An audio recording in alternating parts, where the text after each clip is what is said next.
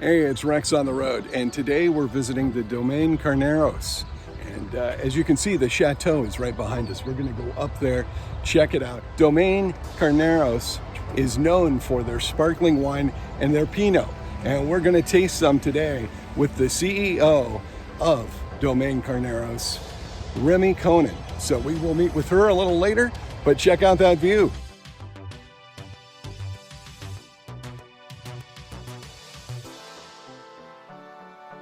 We got the next one here is the Brut Rosé. I'd say this is one of our more popular wines here at the winery, especially during the summer. It's a little darker, nice cherry notes, some earth tones to it. It's all the fruit from this property here that we sit on. All the state-grown stuff, and you can see a little bit of difference in the color. This one aged a little longer than French oak. Nice cherry notes, some earth tones to it. Pretty much a traditional, classic Carneros Pinot. Cheers! Cheers, Rex. Remy Conan is joining us. Tell everybody where we are today. Well, we are at Domaine Carneros. We're in the Le Rêve room, which means the dream in French. Very nice room, too, by the way. This celebrates Claude Tattinger from Champagne Tattinger's dream of having a California sparkling wine house. Well, he did it back in what, like 1988, right? Yeah, so they purchased this property in 1986. Okay. And launched the brand in 1987. Wow. And you've got the chateau, which is absolutely gorgeous. You feel like you're in the royal palace.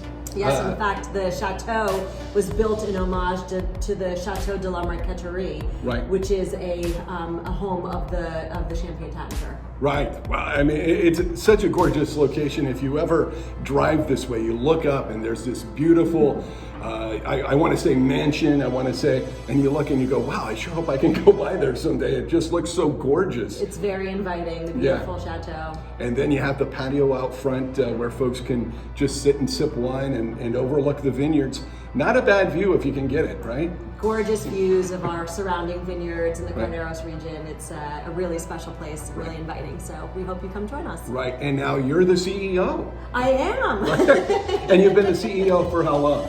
Almost 2 years. Oh, so wow. I actually started on the first day of harvest in 2020. Oh, wow. And I took over from Eileen Crane, who was the founding winemaker and the CEO. She had been with the winery for 33 years, so that's really amazing. Incredible tenure. Well, you know, people talk about women winemakers and stuff because winemaking industry has been kind of a male-dominated field, right, for many, many years and many generations.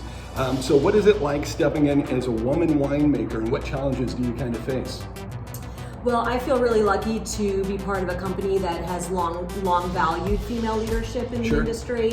In fact, Vitaly Tattinger is the president of her family's Champagne Tattinger. And they hired Eileen in 1987 when there were very, very few female winemakers and female leaders in the wine business. Wow. So in a lot of ways, I feel like the generation before me, the Eileen Cranes of the world, paved the way for my generation. Opened the door. I think there's still a lot more work to be done. There's still a fair amount of disparity in women in leadership roles. But it's really great to see all the progress that we've made. Well, I mean, what an example that you get to set. I mean, for little girls who may dream of making wine someday or getting into an industry that is somewhat male-dominated, you're kind of the person that they can kind of go, hey, she did it, Remy did it, I can do it, right? I mean, yes, and that's how I felt about Eileen Crane, our founding winemaker, and many women who came before me. I felt that they really did a lot of the hard work to pave the way. But as you mentioned, it's still more work that needs to be done. So it's really great to have this conversation, and really appreciate you bringing it up. I just, as I was looking at the material and as I was thinking about visiting you guys, I thought, you know, there's a question right there, is the pressure that you feel as a woman in an industry that is male dominated, that women are making steps, maybe not as quickly as some would like, but those steps are being taken, and you get to set an example, you get to set the bar. And so that's always a nice place to be. It's a pressure-filled place to be because you're kind of the first one stepping through that door and being an example to others, right? Yeah, well, it's really great to have this conversation with you because I think it's important that we do include men in the conversation.